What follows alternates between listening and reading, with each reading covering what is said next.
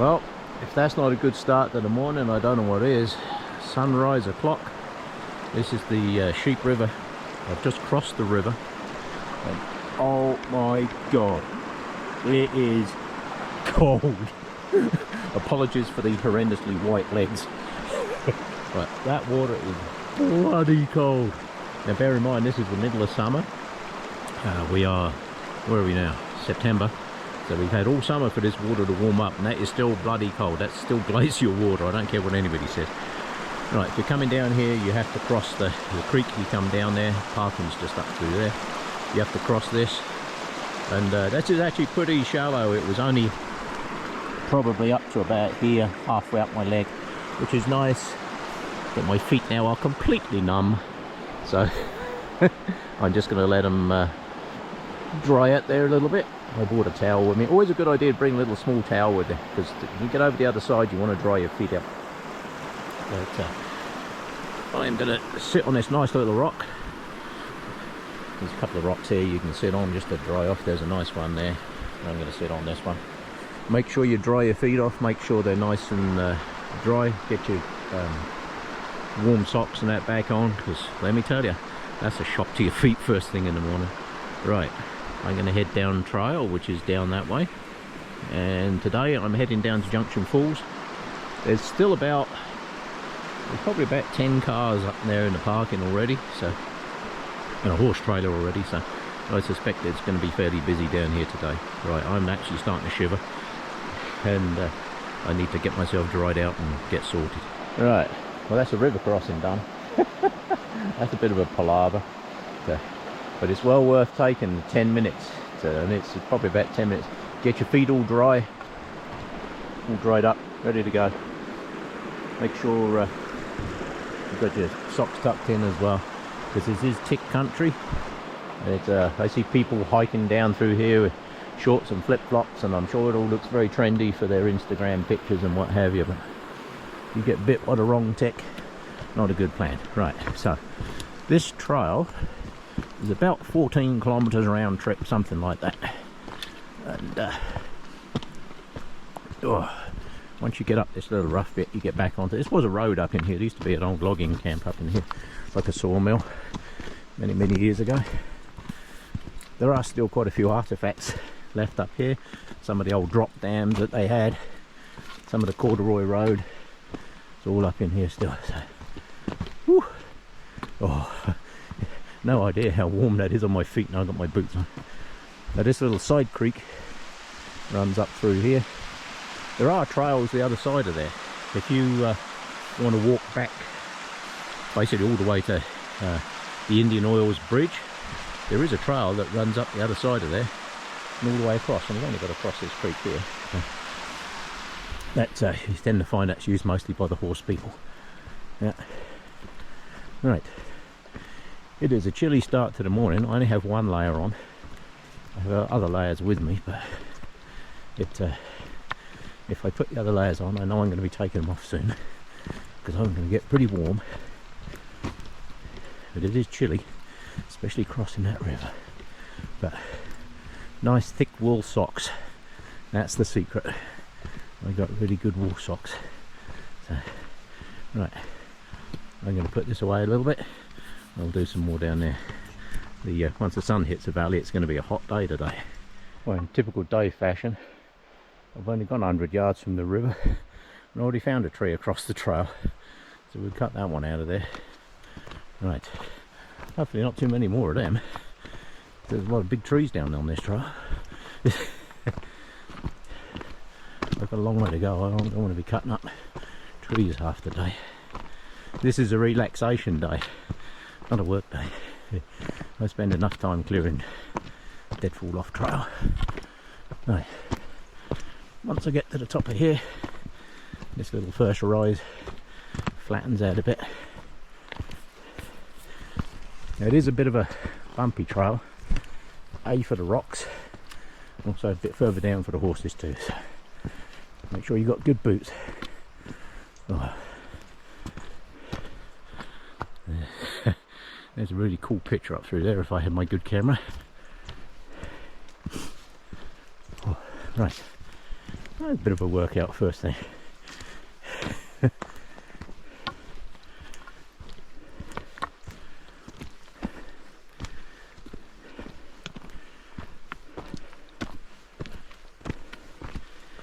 Now what I tend to find on this trail when people video it is they do the creek crossing, a couple of little bits, and then the actual waterfall down at Junction.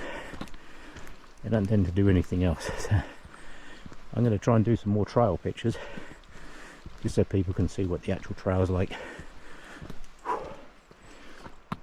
Give me a second.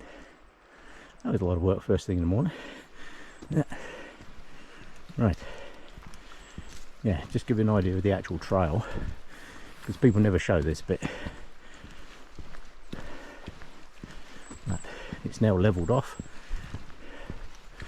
I think it's only total height gain is something like 400 to 500 meters, something like that. It's not huge. So on I go. There we go, it's flattened out now. As you can see, this is the old road. Way easier. Yeah, right. On I go. I'll get that one on the way back. Now there are remnants along here of the old corduroy road, and if you don't know what that is, they'd lay pine logs, strip pine logs, across the trail, across the road. You'd build the road bed on that. Usually in wet areas. You're shipping stone down here across the river, and that was not an easy option. So in a forest where you're full of trees, you can build corduroy roads fairly easy, and they last a long time too. If you peel the logs first, they don't rot. Right? So if you're ever going to do stuff like that, make sure you peel the logs. So that's why log cabins, you look at log cabins, they've got no bark on them, because if you've got bark on there, then the insects get in there and start destroying it, because to the insects it's just a down tree. But you peel the bark off, there's not many things like to live in peeled logs. Yeah. As you can see, this trail's really well used. I came down here one time in the summer, a few years back, and there must have been 200, 250 people on here, probably about 20 or 30 horses easily. I'd never seen so many people on one trail. I came down here figuring it'd be fairly quiet. Boy, was I wrong. You come down here on a long weekend, it can be a zoo down in here, I tell you. If you look at where this is on the map, and with the creek crossing at the beginning, you wouldn't think it'd be busy, but I can tell you now it is.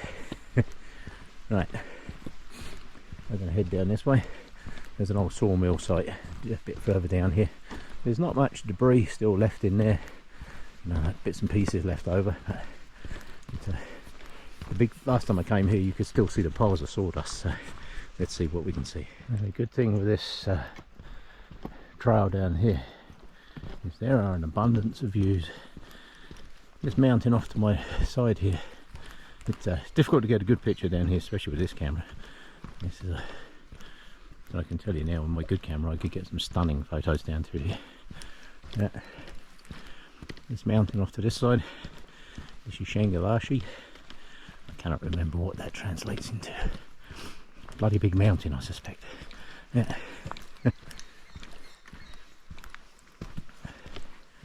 It's a lot more rocky than what I remember it.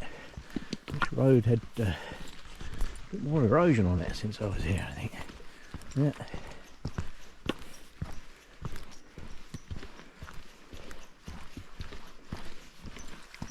Girl's getting all upset. Yep, there are some really nice views down through here. But this is what the trail is like for a good portion of the way. So make sure you've got good boots. And most importantly, warm socks after that river. Tell you what though, once you start walking, your feet soon warm back up again. Right, I will continue down the trail.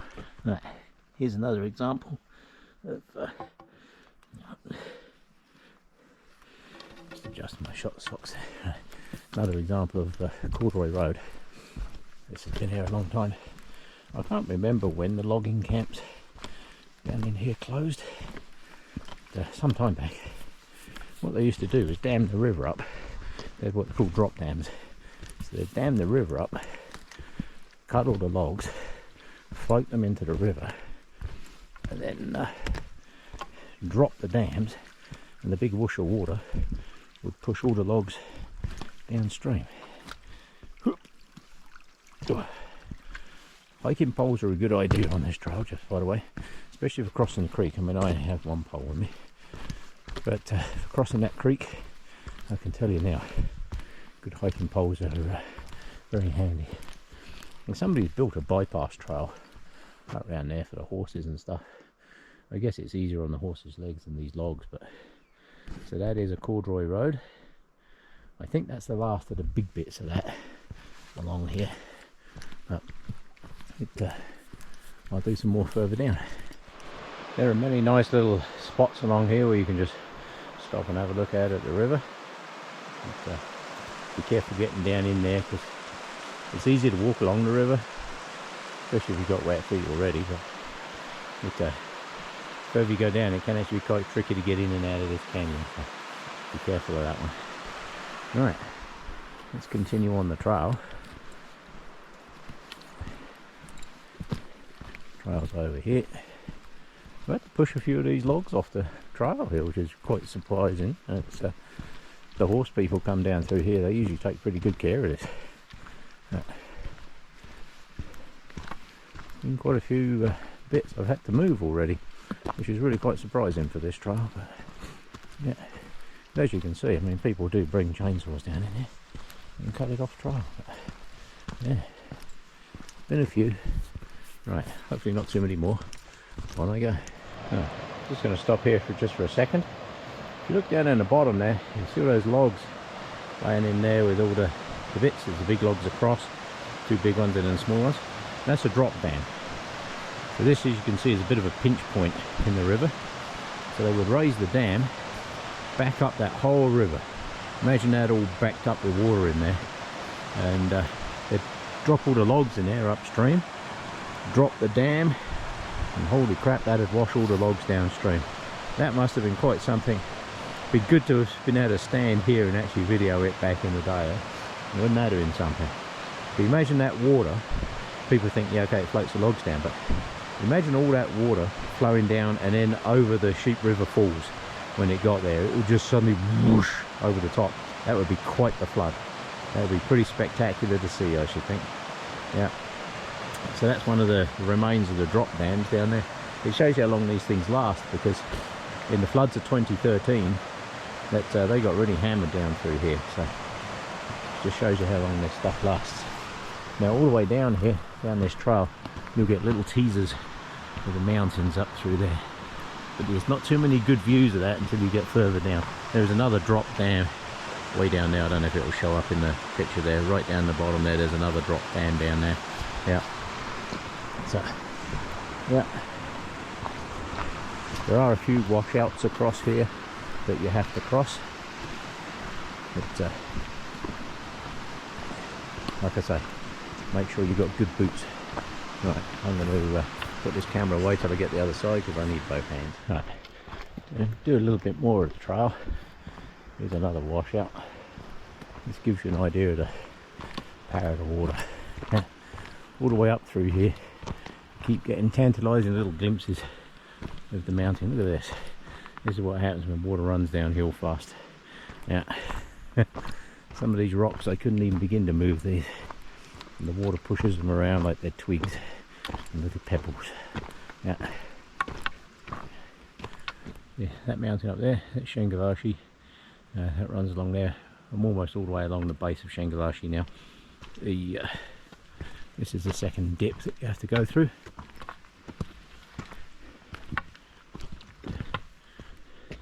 Impressive in the sunshine, eh? Yeah, it's a big mountain. You can climb that one, but you have to come up from the back. You go down the old road there, the Burns Road, the Elbow, whatever it was, trail that went down through that way. Used to go down to Elbow Lake till it got washed out. Most of that trail down through there looks like this. It goes down through the Burns land. Now, there's always been a lot of controversy about the Burns land. My understanding is from Dave Burns that they don't mind people going through there.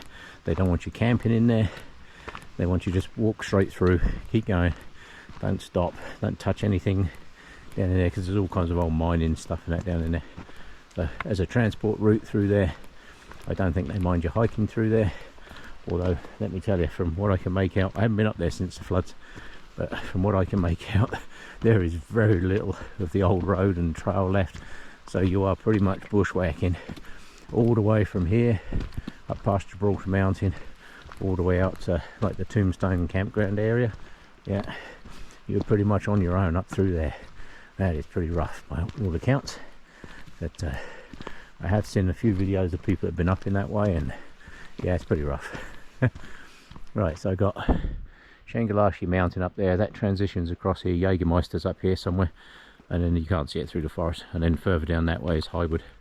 If you go all the way down here and up over the mountains, you can actually come out the back of Picklejar Lakes. But that is not a route for amateurs. If people want to do that route, if you want to ever do that one, make sure you go with a group of guys that know what they're doing, and make sure you've got all your gear with you, because that is not an Instagram day hike, I can tell you that. You get stuck up in there, you can be in a lot of trouble and real fast. Yeah, so it can be done, but not something I would recommend for the amateurs.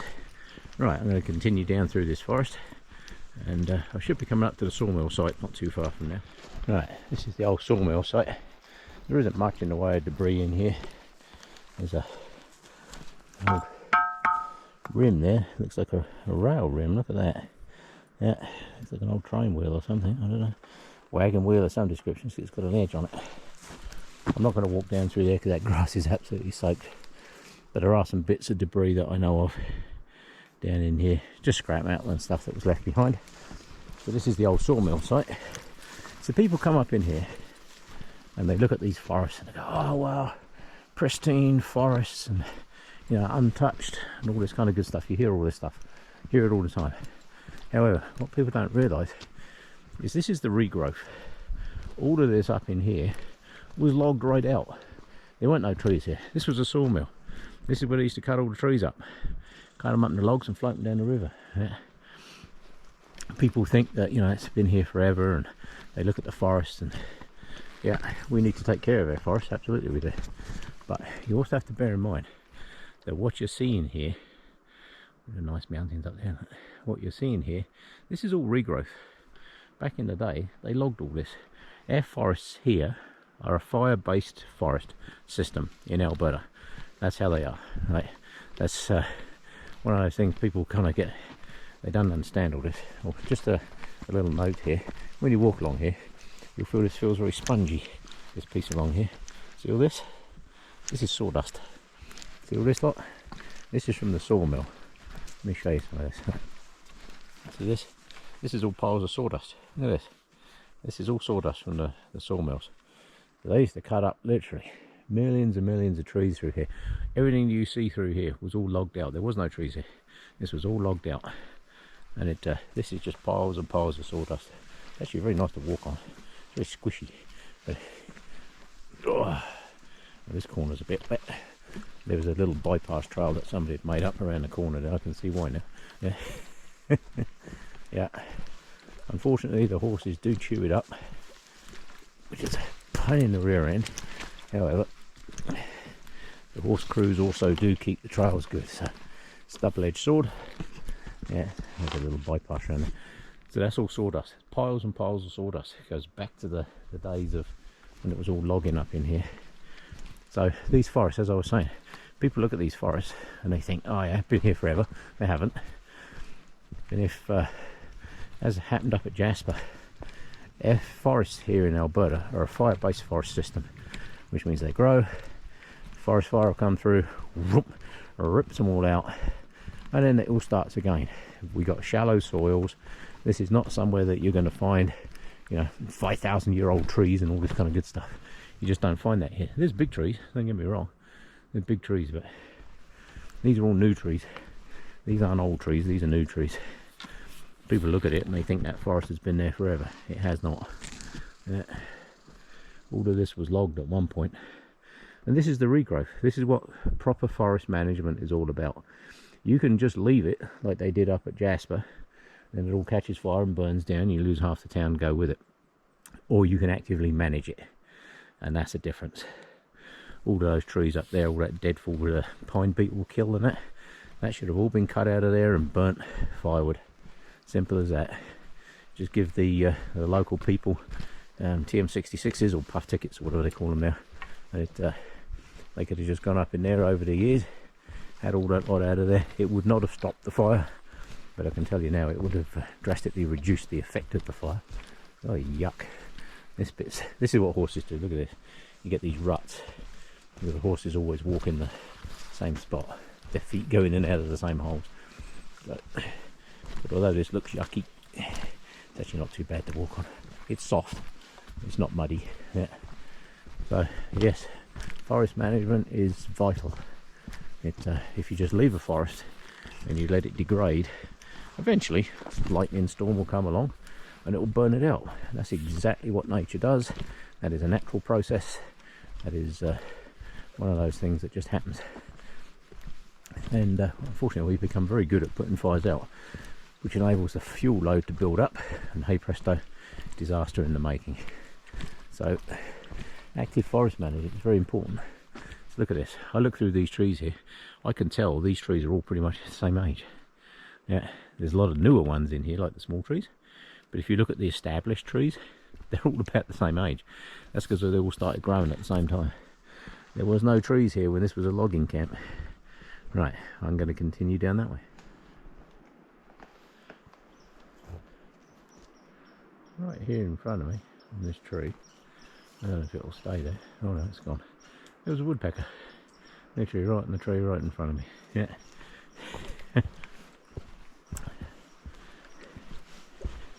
Oh. This bit up through here is ruttier than I remember it. Yeah.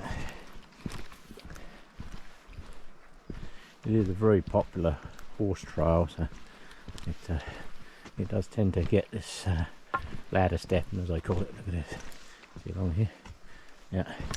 But if people walk on it, you'll be surprised how quickly people flatten it out. Yeah. Horses make holes, people make flat trails.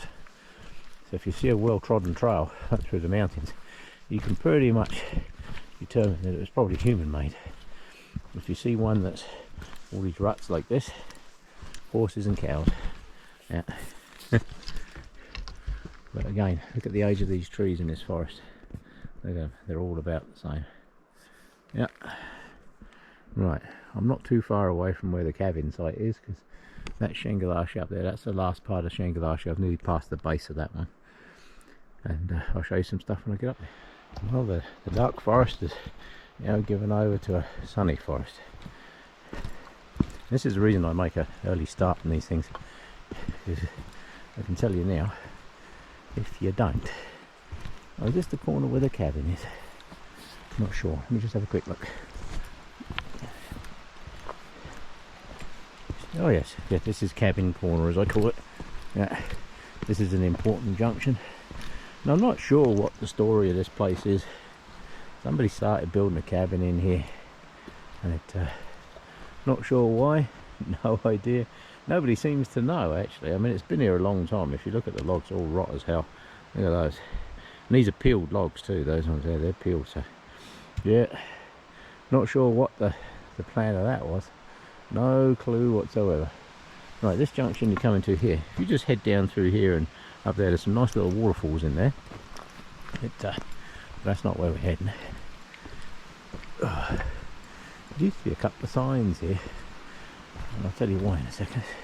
So this is that's a cabin corner, and if you go, basically if you head up this creek, we'll get down here to the creek so you can see, there's a trail that goes off up through that way.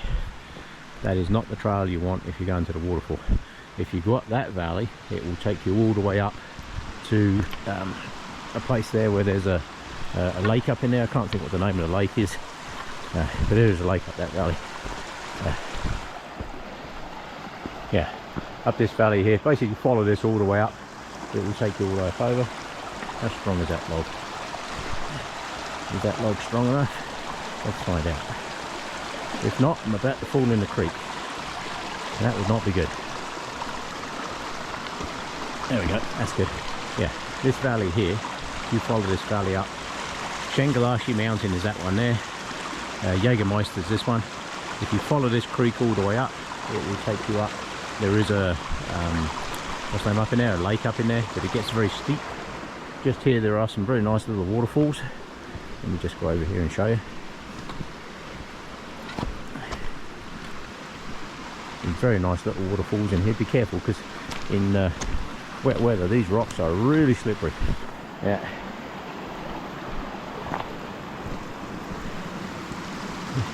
A couple of nice little waterfalls in here. I've been in from the bottom way to here before now. You can come up there and there's actually a little pool. You can't see it, it's down just over there. There's a little pool in there with a ledge on it. You can actually sit in there. It's actually quite nice. But I can tell you now, even though this is summer, that water is damn cold. And not somewhere you really want to sit for long because it looks lovely. But I can tell you now, let's see if I can get down there and show you. Hang on. Just see if I can do this without breaking the neck. Whoop. Up over here. Little off the beaten track here for a second.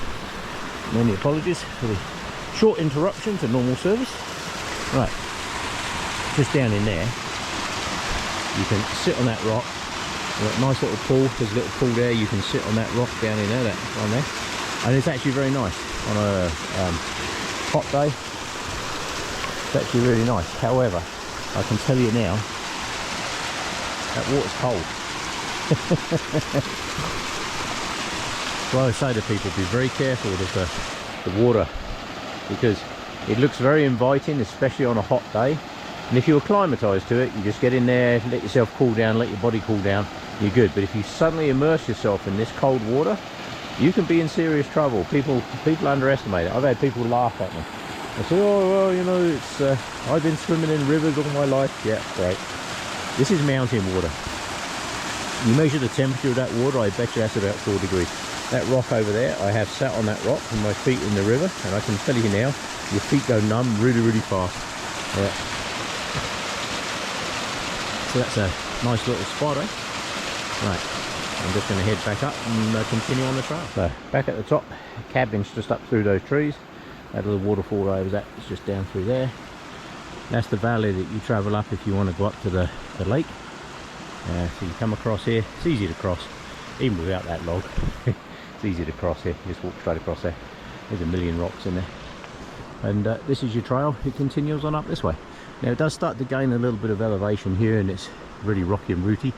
But there again, this whole trail is, so on I go. As you're walking up the trail, looking at every footstep to make sure you're not tripping over a tree or a rock, always take time to have a look around you.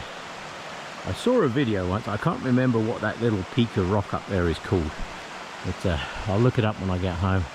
But I saw a video of a guy that went up there and climbed that thing just because it's there. You know, that's what people do. And I can't remember what it's called. But let me tell you, from down here, it's pretty damn small. And that guy's video, not so small. But yeah, I'll tell you what though, such a nice place for a walk. Like I say, last time I come up in here, there must have been 200, 250 people up through here. It was just a endless being either passed by the younger people walking faster than me, or groups and groups of people coming back the other way. But today, so far, I haven't seen anybody. I suspect there'll be some people up at the falls, because I did see some cars in the parking lot. And you can camp up in here. You can camp anywhere that I'm at now. Anywhere up in here. This is all public land use. But I do see people coming up here and camping. But this is a long way to carry a lot of camp gear, I can tell you. You'd want to make sure you've got a light pack. Yeah. Yeah, this is a long way to walk on rough trails. But worth it. And you'll see why when I get there. Right. This is that. Isn't that lovely? Right, I will continue that one.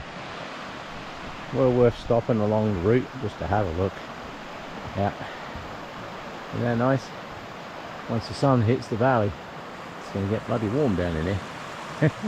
Still nice and cool down here at the moment because I'm close to the river, and it's still nice and cool. But look at that, isn't that nice? I don't care what anybody says, that is a good start to the day. I'm always up at early o'clock, but I was up here right about sunrise, I think. I think the sun was just breaking. But, good time of the day to do it because it's nice and cool. I have a sneaking suspicion on my trip back it's going to be a little bit warmer. Many nice waterfalls along the way. Always love the sound of the river. It's great, isn't it? Love it. Right.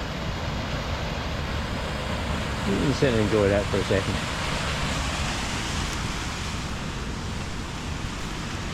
Always important to remember where you are. We live in an amazing part of the world, that's for sure.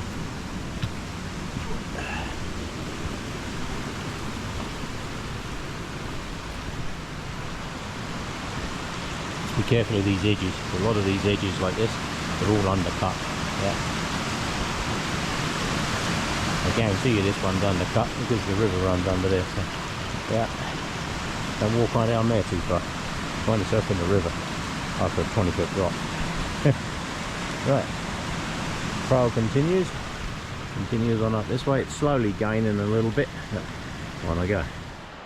There are a few places out along here where you can start to get some views. But, they pop in and out. I can tell you now with my good camera. Oh, it's well worth bringing a good camera. I can tell you. I always do this. I come out, I bring my GoPro with me because it's just easy to carry and all that. But up through there, that shot up through there, if I did that with a 70-200, pulled that right in, I could make those mountains look like they're literally right in front of me, right over the top of the creek. And it's that is a bloody good picture right there. I can see it right there. That is a good picture. Yeah.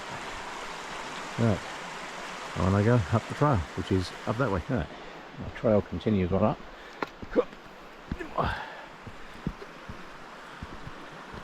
There's some stunning views up through this way. There really are. I'll show you a better view of that little pointy rock. See that little pointy rock up there? Looks small, doesn't it? But it's not. I got to look that up. It's bugging me now. I got to look that up. I find out what that's called. There we go. Incidentally, it is steeper than it looks in places, as you just saw. This is what happens when you're looking at the camera, not looking at your feet. Right, we have to walk out on the stones here a little bit. Look at that. If that is not a nice view, I have no idea what it is. Look at it. Yeah. That gap over there is 31C, I believe it is, and that's the one that you would head up if you were going up to what's the name there, over the mountains to Picklejar. But as you can see, these are the mountains you got to cross, so yeah, better know your stuff if you're going that way. Isn't that nice?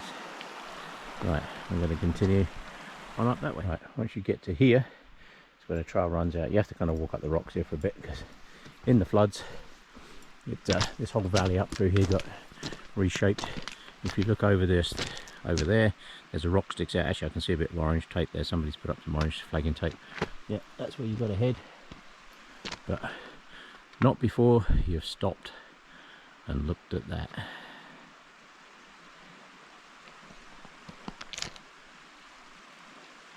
Always remember to stop and look, because that's the reason you're here. Look at this. This is amazing. Right, let me continue on up this way. So, just swapped out my battery. Some of this trail up here is following the creek bed up. Like I was saying earlier, after the 2013 floods, a lot of stuff got reshaped. Let's just put it that way. So,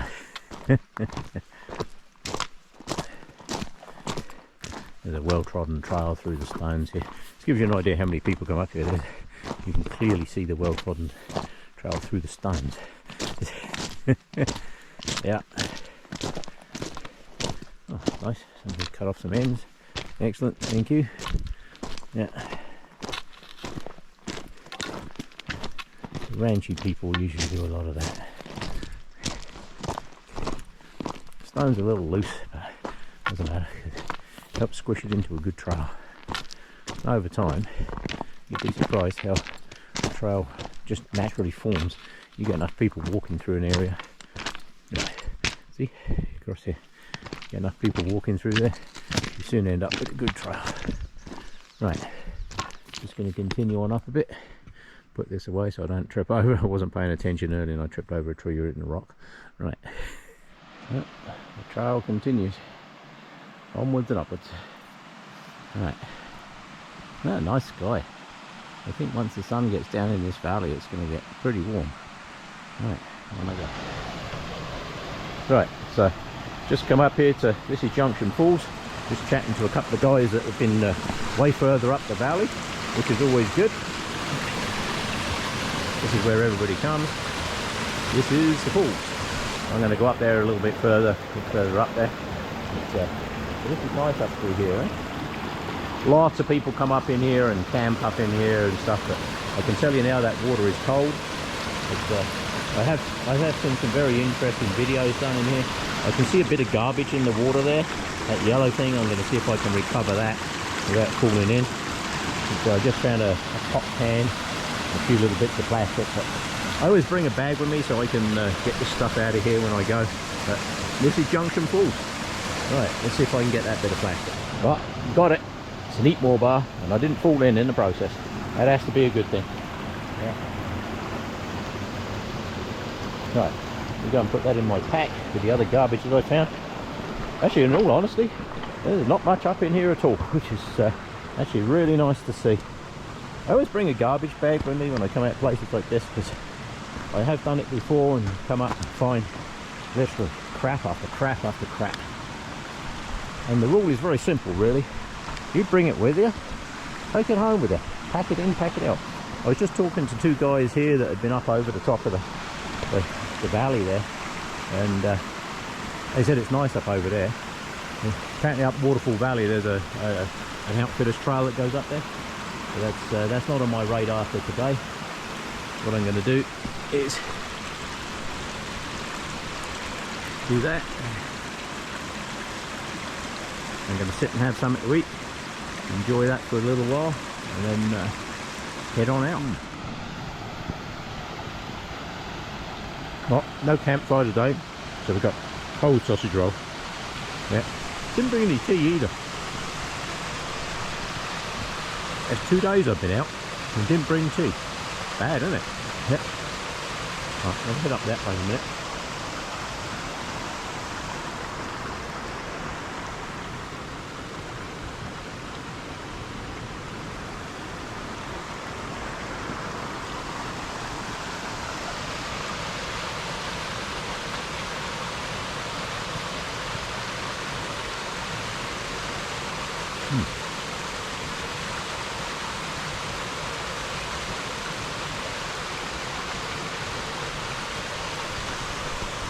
Right, gonna head up and around, do a bit more filming here and there, and head up that way. Right, up in here you'll find the outfitters come up through here, and they have a lot of campsites they set up for their horses and stuff, and tarps.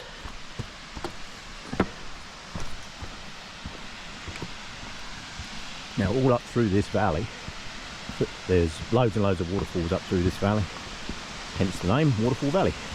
Yeah, but the further you go up, the more out the way it gets.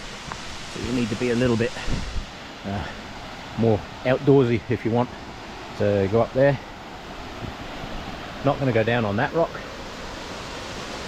because I've got a heavy pack on. Yeah.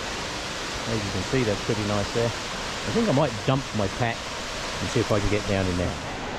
In terms of the waterfalls, this is the main attraction. Yeah. Be careful in here because there is a possibility of rock fall in here, so just be careful if there's people up on there. Yeah. As you can see, this is quite the location. Not sure if I can get out onto there without getting wet feet. What about out? There we go. There you go. That's better. Right. And this is why people come here. You've got the swimming holes, waterfalls coming down there. There is a cave up in there. I'm not going to risk climbing up in there because, as you can see, it's wet rock. If you were swimming in here for the day, wouldn't be too bad. You could climb up there, but I've no wish to fall into that. Yeah, isn't that nice?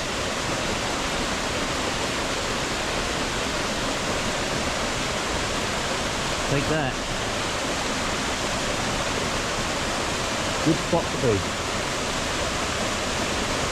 I'm not going to jinx it and say I've still got dry feet, because I know I'll fall in as soon as I do that.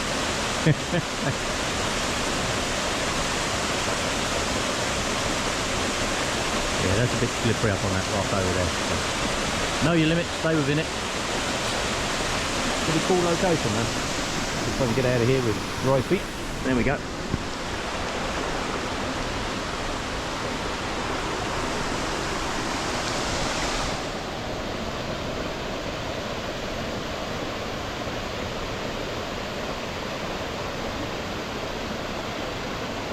And that there is Junction Falls. This is why everybody comes here. You come up here in the summer, it's middle of summer and everybody's up here camping and what have you. It's a good spot. All the girls are up in there in their bikinis and swimming around in the water and stuff, and I think they must be nuts personally, because that is bloody cold water even in the middle of summer. But hey, whatever. I don't know how deep that water is, but it's certainly not deep enough to jump in, I wouldn't have thought.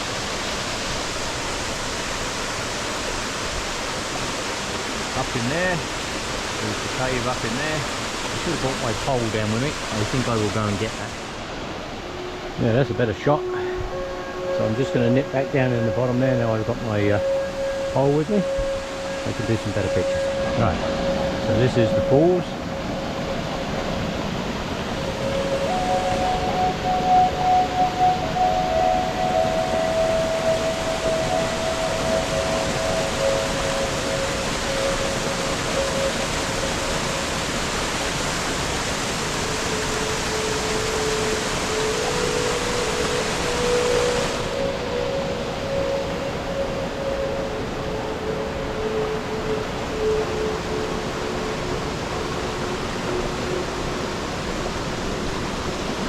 That doesn't make for a nice sunny day. I don't know what does. Nice, huh?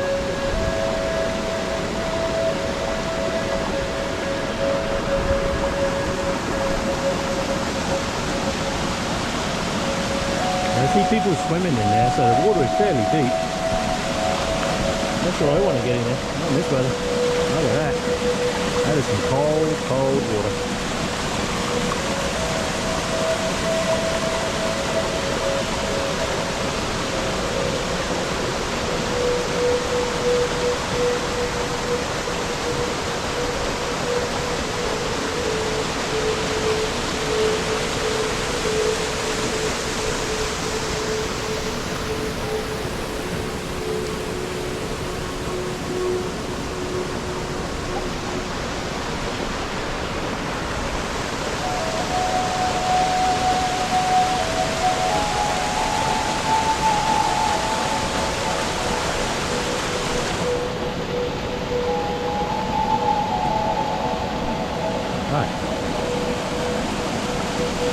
Not going to head right up the top. You don't get much of a better view from up there. It's a bit of a slog to get up there. So, not going to do that.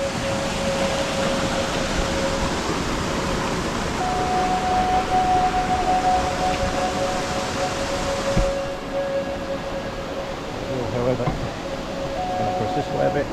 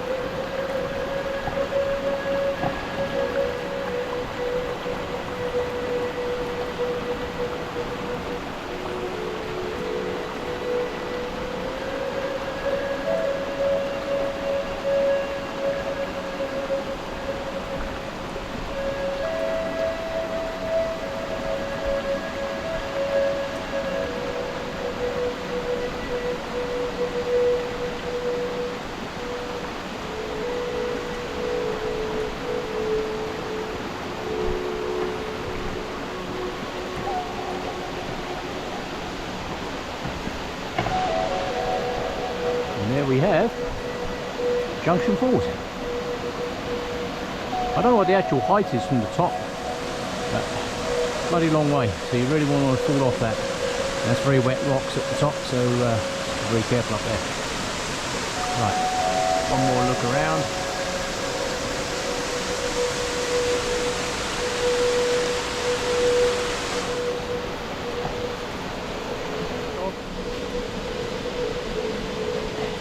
It's deep though, eh?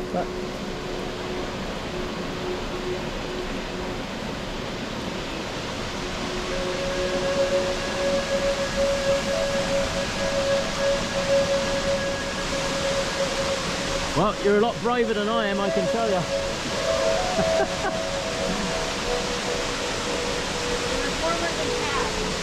Yeah. No, no.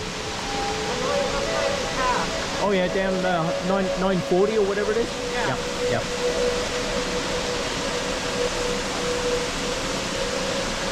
Well, you're braver than me, that's all I can say. Right, so just talking to some very nice people there. There's some nice camp spots up in here. There's a guy camping over there. I'm not going to video down in there. He's enjoying some quiet time. But, just going to wander down here. I'm very pleased to say that other than one can, one eat more wrapper, and a couple of tiny little bits of plastic, it is clean up in here. So thank you very much for everybody who actually packs all their stuff out. It's much appreciated. One last look up in there. That's where the waterfalls are, just up in that corner. Make sure there's no more garbage down in here.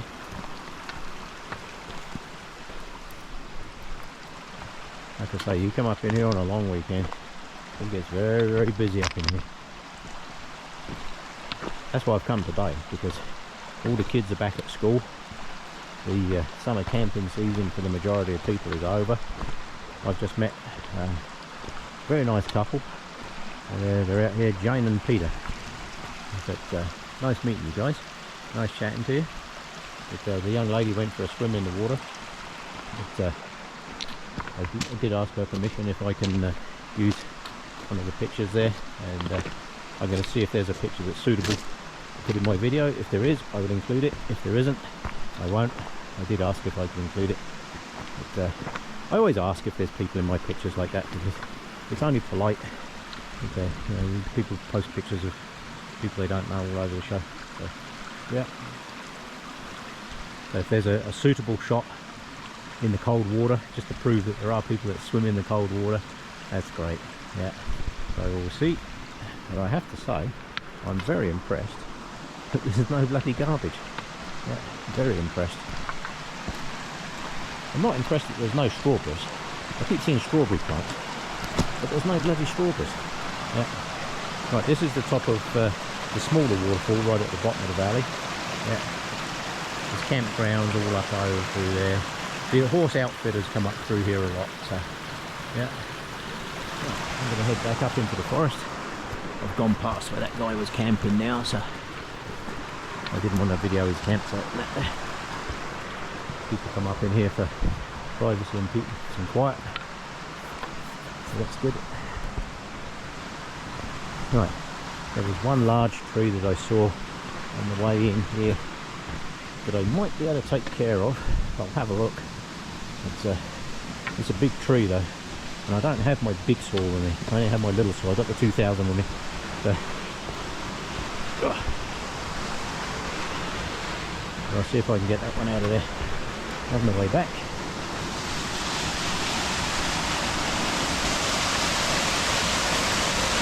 That's nice, eh? What a fantastic place. Yeah.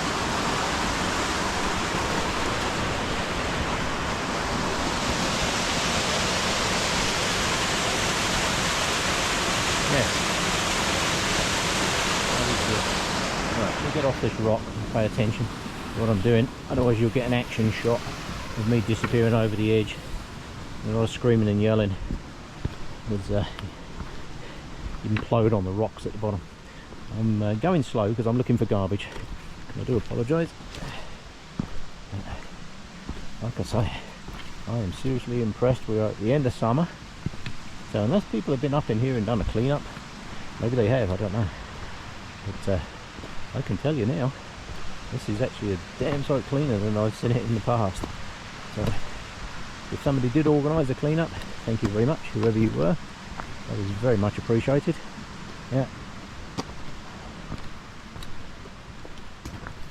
I literally can't find any garbage. Let me just check this campsite over here. Where the gentleman was camping over there, there was a few bits, some tins and stuff, but he's going to pack those out. That's good. I don't know, people bring tins and tin foil and stuff and they think they're going to burn, they're not. Yeah. Right. Look at that. Even this is clean. I'm impressed. I'm impressed. Thank you, people. So that to me, that's what leave no trace is. You know, it's don't bring your garbage. Whatever you bring in, you take out. Now there's always going to be bits that you can tell are human made and what have you, and that's fine. No objection to that whatsoever. You know, people want to put up a bigger flag in to mark a trail, or they want to build a little can somewhere. I'm all for that. But what I call the leave no trace fanatics go around removing bits of trail tape and markers and all that kind of stuff.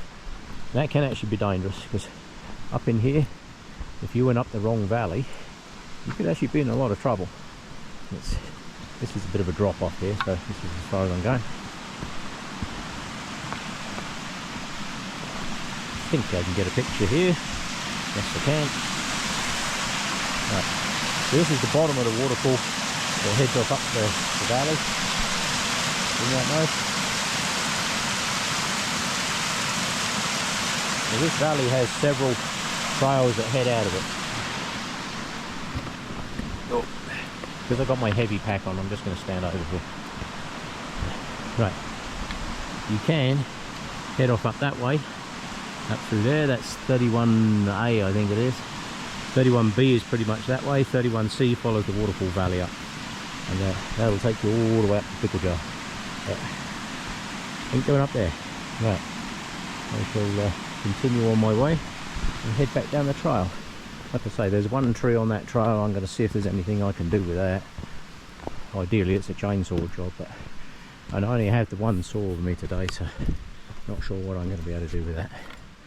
So let me see what I can do. Right, on I go. Well, that's that one out of the way. It's just a small one. That was across the trail on the way up here, so that one can go. Nice. Make sure I left nothing behind. No. Right. On I go. I have to kind of pay attention because it's very routine here. This whole trail is like this. It's about, I think we're about 7 kilometers, something like that. Right, let me put this away and I'll do some more on the way. Now the sun's up. Get some nice views down the valley, eh? Look at that. I'll take that. Nice. The forest is so much nicer, and it's warming up too. But yeah.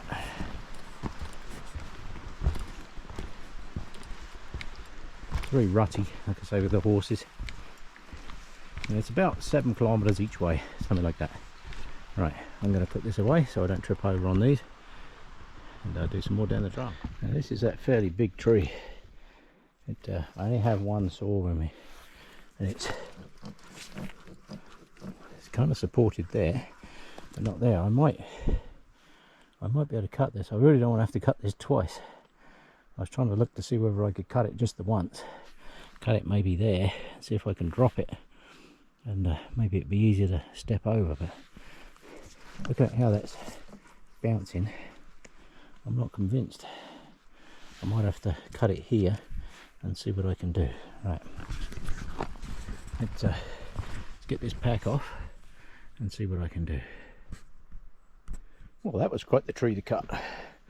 Yeah, it was one of those that was on the trail that was just a little bit of a pain to get over. But, that's hardwood too. I just cut that in my little Silky 2000, Big Boy 2000.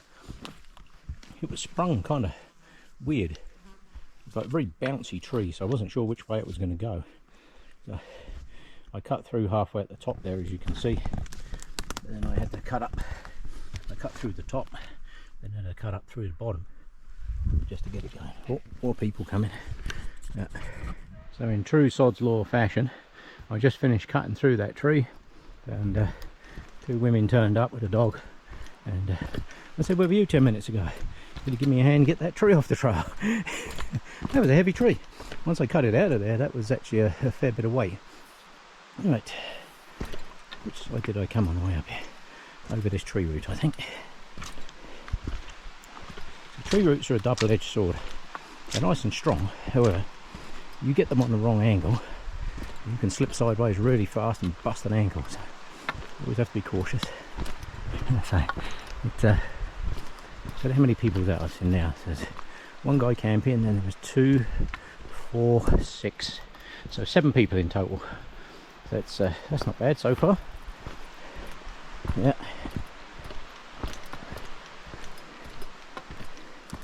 Yeah. 2 young ladies with a dog. A guy and his wife swimming in the river, in the waterfall there.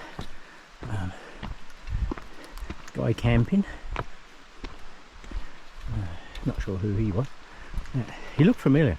You know when you look at somebody and you think, God, you look familiar, but I just couldn't place him. Couldn't place him. As soon as I saw him, I thought, wow, you look familiar. Yeah, couldn't place him. Either way, yeah.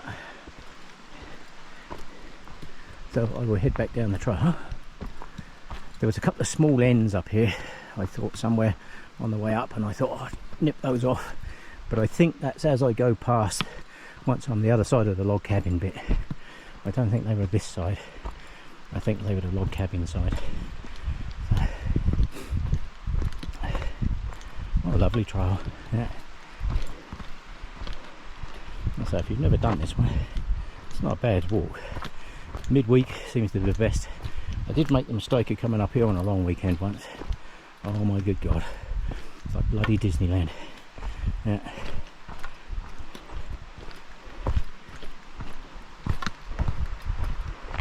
Some of this trail is steeper than it looks, and way more slippery than it looks too.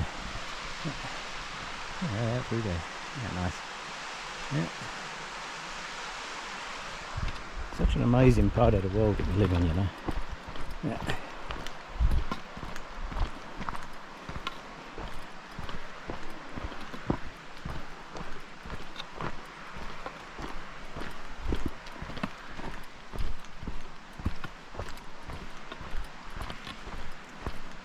Taking little steps down here because this is shaly, gravelly stuff.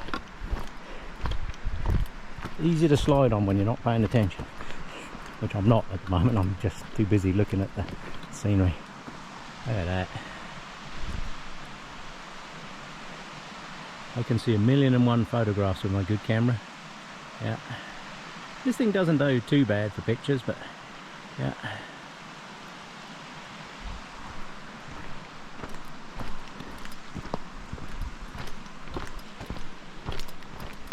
This is parts of the trail that you never usually see on people's videos. They do the river crossing, maybe a little bit of the corduroy, a couple of pictures of the drop dam, and then pictures of the falls, and that is it. That's all you see. And people look at it and they think, oh yeah, it's an easy trail, but it's actually a very rooty trail. It's a very rocky trail, that's for certain. So good boots. This is not somewhere for Lululemons and flip-flops. No. Although you do see enough of that up in here in the summer. Yeah. You get up there to that waterfall, it's like a bloody holiday camp. Yeah. People everywhere. Wall-to-wall bikinis, which is nice after a long walk.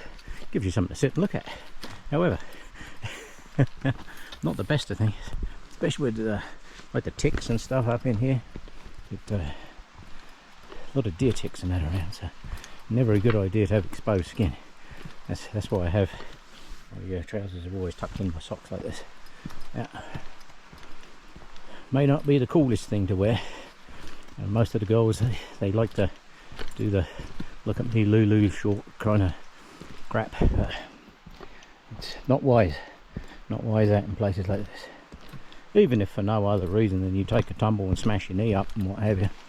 But if you've got good hiking trousers on, you're going to be in better shape than just bare skin. So, whoop. You literally have to watch every step on this trail, because as you can see, it's all those horse ruts, tree roots and rocks, and there's about 7 kilometers of this. So, yeah. Gives your knees a good workout, that I can tell you. But as I said just now, I am really impressed. The lack of garbage is absolutely fantastic. So unless somebody did a really good cleanup, I'm suitably impressed. Found a couple of bits. The other guy that was camping up in there, the older gentleman, he's going to pack out there some food cans and a bit of aluminium foil that somebody had left in one of the sites there. He's going to pack those out.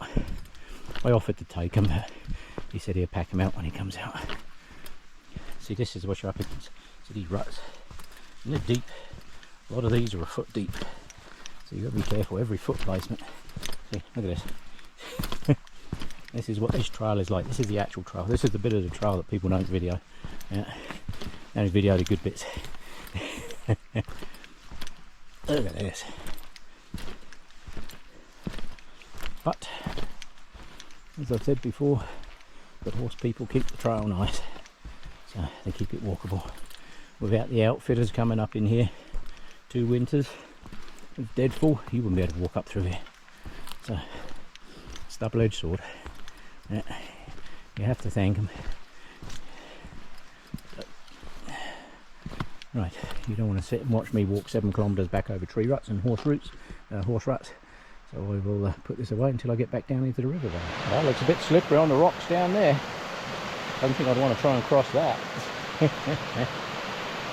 Yeah.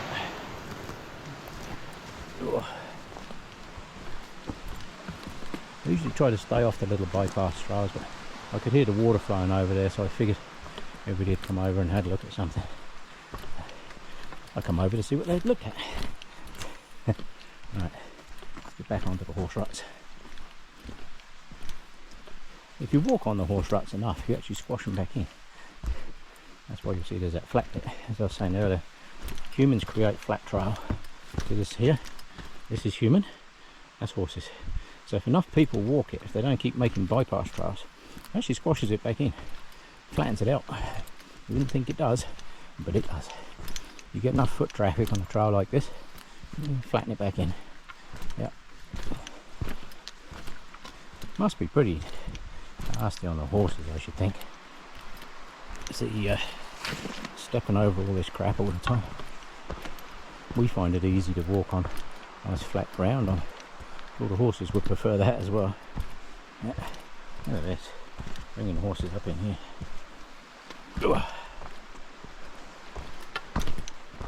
They are very good at it. They are really good at it. I'll get back out on the rock here in a minute, on the stone, and that makes it a bit easier. It's loose stone, just makes it easier to walk on.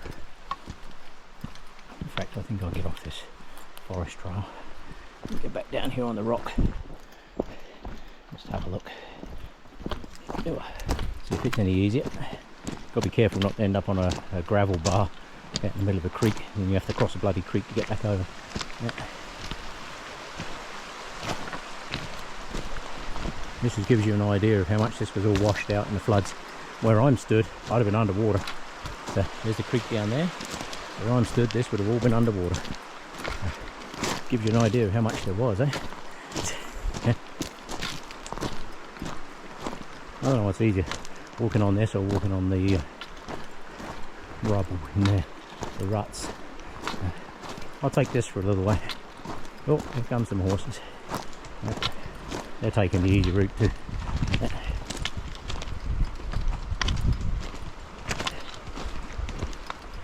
Alright up. Alright up. Any more behind? No, I'm the last. Your last one? Okay, perfect. Yeah. This is what I was saying about the horse people come up through here. Yeah. Right.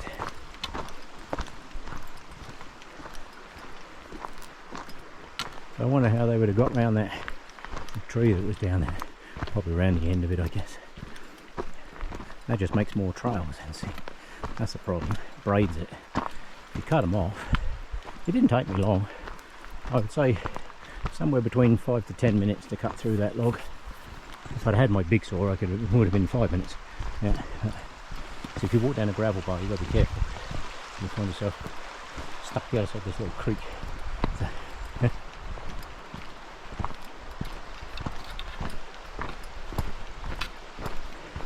this is a very popular trail for the horses, that's for sure. Yep.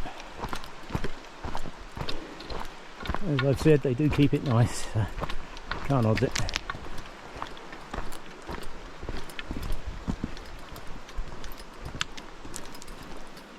I think that trail, that horse pack, must have been the ladies' day out crew. All of them were ladies and all about the same age. That's weird. Yeah.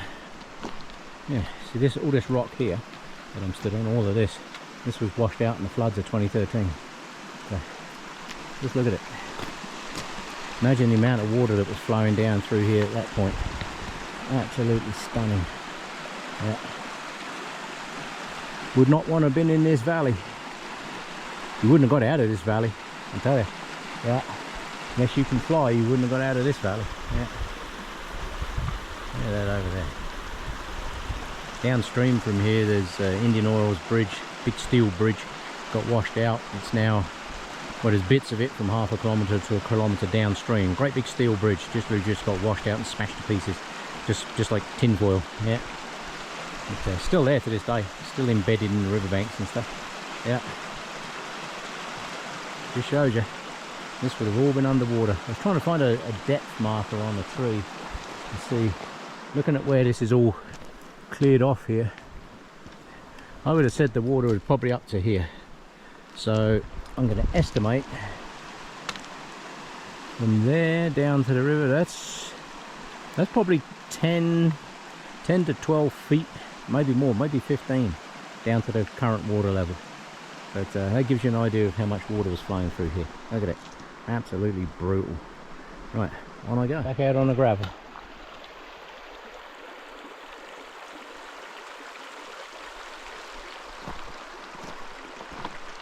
Well, it's good to come up here this time of the year. That creek is like nothing.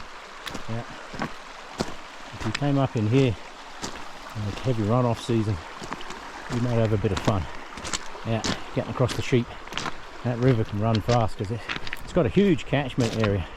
It goes right up through Gibraltar Way, Burns Mountain, all the way up through that valley. It's got a huge catchment area. So, not somewhere you want to be trying to cross that river in high stream flow, let me tell you. That would not be good. Yeah.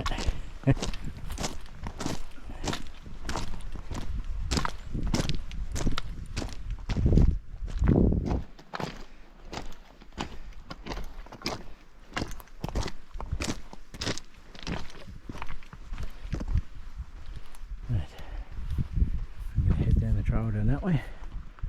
One last look. I've got to figure out what that piece of rock's called up the top of there. That bit sticks up. But in that, a nice look down the valley. Excellent. Right, last look at the gravel. This is pretty much the last bit of this that I have to walk across on the way back.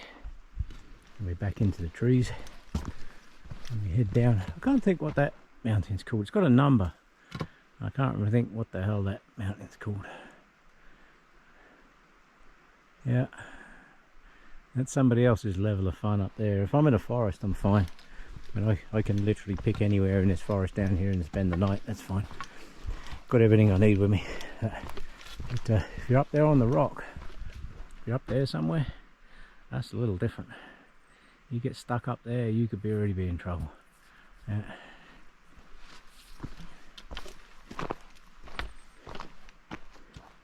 Some rugged mountains, eh?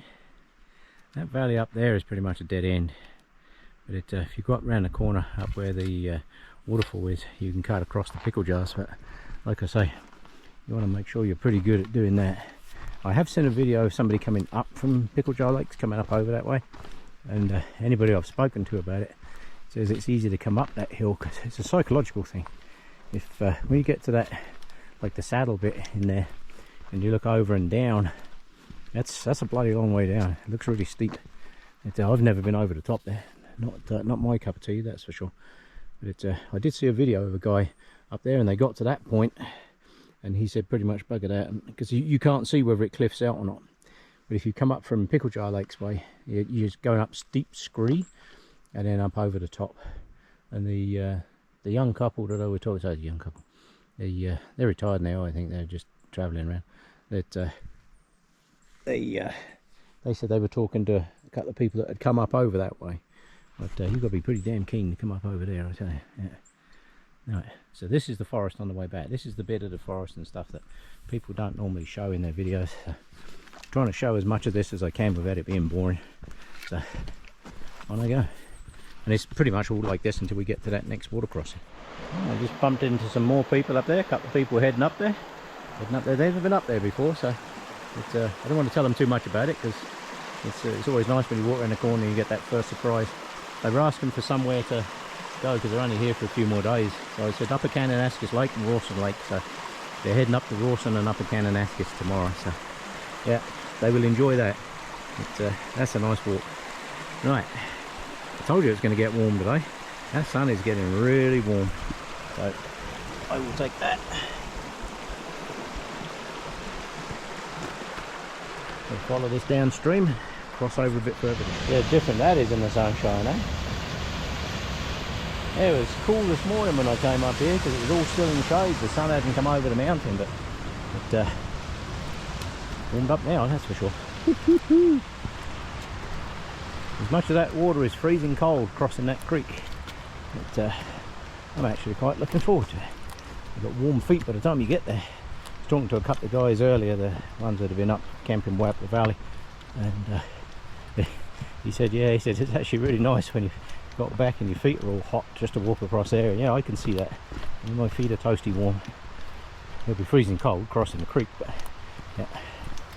I came across there one time and the water was over the top of my knees, and let me tell you, that water actually pushes pretty hard. You have to face upstream on that one. But today I'm only about halfway up my shins, I guess. So yeah, that's not one you want to do after spring runoff, that's for sure. Yeah. This is a good time of the year to do this trail, really is. The horses have been up here redistributing nutrients, I see. Yeah. So this is how most of this trail is. This is what you don't see in the fancy glitzy videos that I see. You know, the 10-minute videos of, they just show you the highlights. But it's important to see the lowlights too. This trail is very rooty, very rocky, undulates all over the show, horse ruts everywhere from one end to the other. So there's 14 kilometres of this. So this is the side of this trail that people don't ever see. People don't show this in the videos. They don't want to show the good bits, because it's good for entertainment. However, I prefer to show a trail as it is, and that way people are pre-warned when they come. You know, they all want to go up to the waterfall, but it's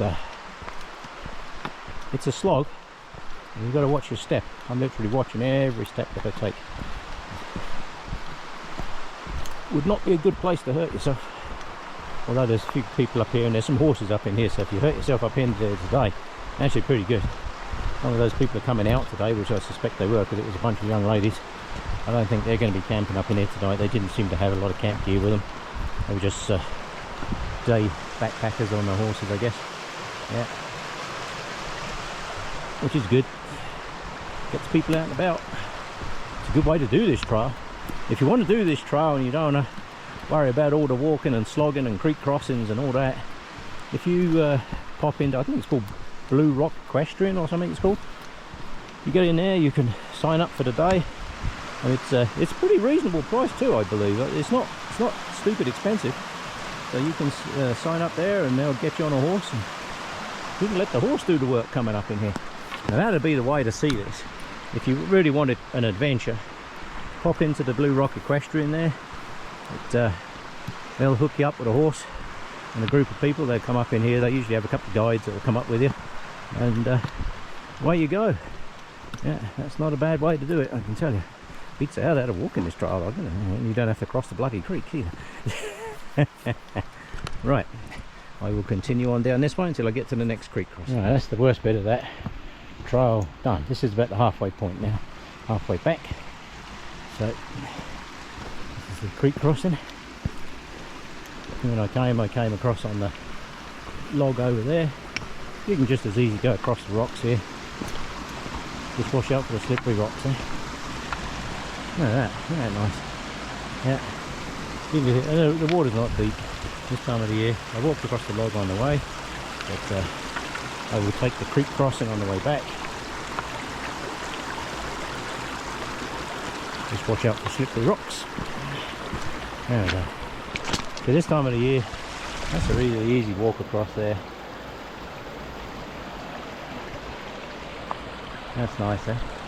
This is about the halfway back bit. This is what I call Cabin Junction. You can also turn off to the lake here. There is another trail that goes off up this valley, goes off up that way, and that's that'll take you up to the lake. There's a lake up there, but it's a steep slog up the valley.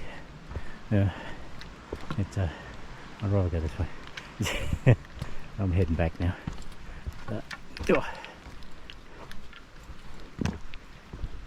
Yeah, the older couple I was talking about, the brave lady that went swimming, they didn't bring their dog up here with them. The dog doesn't like crossing the water apparently, so that's not a bad thing. Yeah, I've seen one dog that was off leash, but they soon put it back on leash. The guys I was talking to earlier said it's in cougar track up there, so never a good idea. Cougars have got a huge range and they are extremely good at luring your dog away. Right, so the cabin is down in there. Like I say, not sure what the story is with that cabin. It's just through the trees right here. You can see the logs through the cabin there. Not sure what that is, but this is Cabin Junction. This is halfway back. That over there, Jägermeister Mountain. This one here that I'm coming up, this is Jägermeister up through here. This one here that's going to be following down on my left hand side. The big one there, that's Shangalashi. I cannot remember what that translates to. I will look it up when I get back, see if I can put it on the video for you. But now I have more rocky trail, but this is less rocky than the other side. The other side is, once you cross that centre creek, it gets more rocky and rooty. This bit is way less rocky and rooty. Although it's still somewhere you've got to watch every single footstep. Yeah, so this is what the horse people do. They're good people, I tell you. They keep it nice. Right, on I go that way. Just coming back to the sawmill site. Over the roots. Not moving that tree. That can stay there. Yeah. This is all the old sawdust. Mountains and mountains of sawdust. Look at this. That's all sawdust from the sawmills. People look at it and they think it's pristine forest and all that kind of stuff. But, this is where the sawmill was, right here. Oh, more people. Right, so I'm back at the sawmill site. Just bumped into another young couple heading up there. She'd been here before, but this is his first time up there, so that's pretty cool. Yeah. So that's nice up there. Look. If that is not a nice picture, I don't know what is. Yeah. Completely different when the sun's out, eh? That was a lot cooler. This grass was soaking wet when I come up here this morning. But, like I say, if you rummage around in these bushes and that down through here, you'll find bits of scrap metal and all that kind of good stuff. There is an old wheel rim up there. It says it's wheel rim, and it's got an edge on it, so I don't know whether that's a it's not a train wheel as such. It could be a wagon wheel of some description, because it's got an edge on it like a train wheel, and it's got that like 5 degree or 7 degree taper on it for like a train wheel. So yeah, who knows? Isn't that nice? I will take that. That is a good spot. Yeah. Yeah, that lady, she'd been up here a couple of times. She didn't know that this used to be a sawmill. And all of this, everything you see through here is a man-made forest. This is not natural forest. This is all replant. Yeah, this is after it was all logged. So people don't realise that active forest management is very, very important. Yeah, if you let it all get to the same age and it all dies or catches fire or whatever, then you've lost the entire forest. But active forest management. See, look at all these young trees in here. Yeah, and people say, oh, you know, these trees are storing all this carbon and stuff. Yeah, but they do. But we cut the trees down. They're carbon neutral. So you cut a tree down, you make a chair out of it. Right? That carbon's all locked up in that chair for years and years and years. If you cut it down and you turn it into firewood and you burn it, you're not putting any additional carbon back into the air. You're actually taking carbon out because you've still got the ash and the carbon and all the coals and that left afterwards. So if you look at that forest, look how dense it is in there. That's not a natural forest. That's not how it naturally grows. It doesn't do that. It only does that once it's been cleared. Millions of little trees grow in there. If you look at this lot, see how dense these are here? This is where it's cleared. Every seed has survived, and they're all growing like crazy. And it'll grow up tall, and these are young trees. It's very good, nice to see. But forest management is very crucial. I hear a lot of garbage talk by people, you know, oh, you should leave the forest, you shouldn't cut down a single tree, you know, we need to plant more trees. Yeah, we do. Weyerhaeuser planted 250 million trees over the last few years. All the trees they cut out the back of Dawson and all around like Tom Snow North and all that kind of stuff, they cleared out a whole bunch in there. West Fraser cleared out a whole bunch of trees in there this year, and but they're all got to be replanted. I was up in there the other day and there was a whole bunch of crews in there replanting everything. So I'm just going to stop and have a water break here, have a drink, swap out the battery, get in the shade over here while I do it, and then I can continue on down the trail. Right, I'll do some more in a bit. Right, back to one of the washouts. The other advantage of doing this on a horse, getting across places like this, is way easier on a horse. Yeah, there is a bit of a drop down there. I've seen people go down there to get pictures and stuff. But yeah, that's quite something. Imagine the water that was coming down through here, eh? Yeah. There is a bit of a drop there, so be careful. Yeah. Right, that's one of the washouts. There's one more coming up, smaller than that one. That's the big one. There's a smaller one coming up. Oh, more people. Another small one off the trail. The trail is starting to narrow right up. Well, this is a full road. This was a road. Right? And the problem is, if you leave trees sticking out halfway across the trail suddenly starts moving sideways into the grass that side. So it's very easy just to take the top 10 feet off of there. Gets the trail back to nice walkable trail. Gets you the full width of the trail back, and there you go. This is a prime example, this piece coming up here, of how a tree moves a trail. Right, so if we look at this, you can see that the trail very clearly went straight down through there. But this tree's come over on it, so instead of somebody clearing that tree out of there, which I'm not going to do because that is a big, hard, heavy tree, and I only have the one saw with me today. If I had both saws with me, I might be tempted to do it. But as you can see, it's now the trail goes round it. Yeah. And that is how a tree moves the trail. So it's not a bad idea to cut those pieces off. It's like this piece down here. Somebody's cut this tree off down here, and they cut a small gap. I have no idea why people do this. If you're out here with a chainsaw, and this was clearly cut with a chainsaw, this wasn't hand cut. If you were out here with a chainsaw and I was doing this, I would cut that back off up through there, get all these logs off here and keep it road width. Yeah? But what happens is you cut it off like this, you've narrowed it right down, and now everything has to funnel into a smaller gap, so it tends to chew the trail up more. So that's how a tree moves the trail. Yeah. Right. I'm not too far from the river now, so I'll do some when I get back to the river. Come across another group of people. They've never been up in here before, so they're in for a treat when they get to the waterfall. Right, this is the second washout. This is the smaller washout.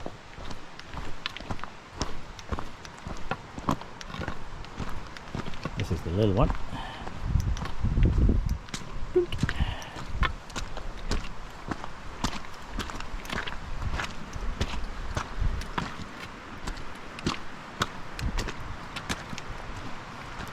Just shows you how much water is still coming out of the mountains. Look at that.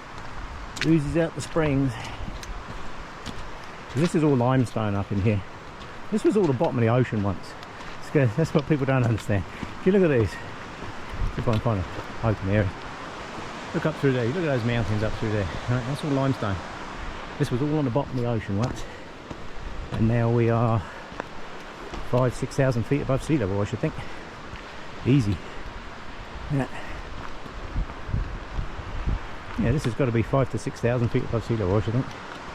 Somewhere about there. Right, down in the bottom there, there's a drop dam.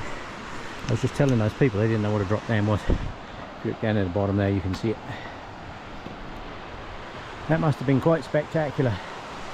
Imagine being stood here when they did that. That whole valley would have filled up with water. There's another dam up there that you can see. Whole valley would have filled up with water. Then they dropped that lot. Holy smokes. Can you imagine the thousands of logs all pouring down there? But, people don't realise this area up in here, this is all man-made forest. This was all logged at one point. And this is what happens if you manage a forest, you end up with a forest like this. Every single person that I've spoke to today and told them about this forest, not a single one of them knew that there's a sawmill up in here, not one. And you show them the sawmill site and all the sawdust and that, and they're stunned. They think this is just natural forest, this the way it's always been. But this is how it can be, right? You don't have to clear cut a forest down to mud and turn it into garbage. You can turn it into this. This was a main road at one point. What I'm walking down here, this was a road to a sawmill. You know, so it's now they're trails. See the way they're all cut out the bank here? Yeah, this was a road to a sawmill. There was coal mines down in here, bloody sawmills, you name it. There's still a lot of oil and gas down in here, that's for sure. Loads of oil and gas net down through here. But this, you look at it, you think it's a natural forest. It isn't. But there's no reason why every forest can't look like this. You just maintain it. You cut it in rotation. You don't cut everything and just bulldoze the whole bloody lot and turn it into a wastegate. You do it on this. Now the other thing I will say, back in the day, the scale of logging. I mean, they didn't have fella bunches and all that kind of crap, obviously. That oh, this one I wanted to clear off this trail. I'll just get this one off the trail here because I tried to move that on the way up here and it wouldn't, and I heard, you can see people tripping over that. Right, so I'll just clear that one off the trail and do some more in a minute. Right. Some of the views on the way back. Nice, eh? Yeah. There's damn steep down there. I don't know, I want to try and get down there, thanks. Very nice. Very nice indeed. Right, well, we continue on down trail. Just bumped into a big family group there. They're heading back, which is good. Get out of here. Oh dear. And Dave's tried already. There we go.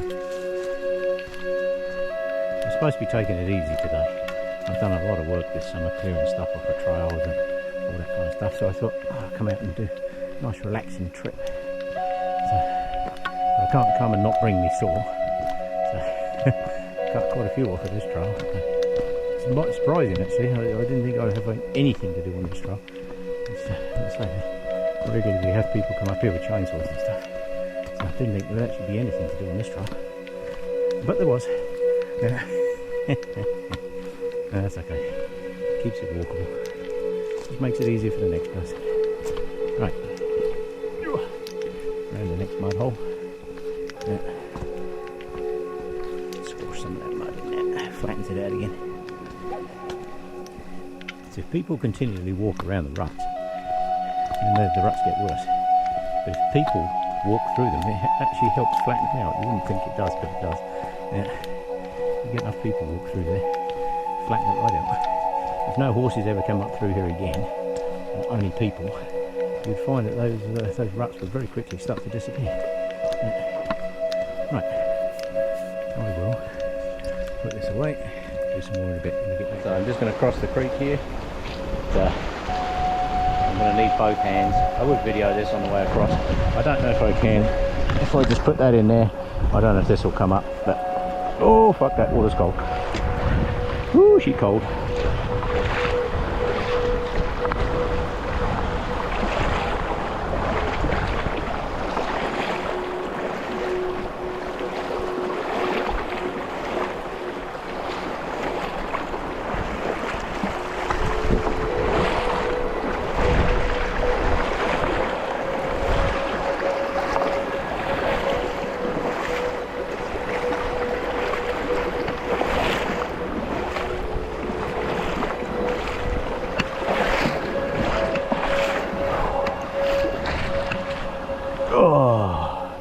That is cold. Just talking to these ladies. The lady on the left was in the Falkland Islands. That's pretty cool.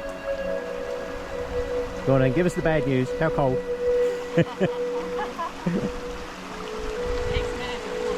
Oh yeah, yeah. Yep, more people over there just waded across. The water's down, so that's good. Makes it easy to get across, that is for certain.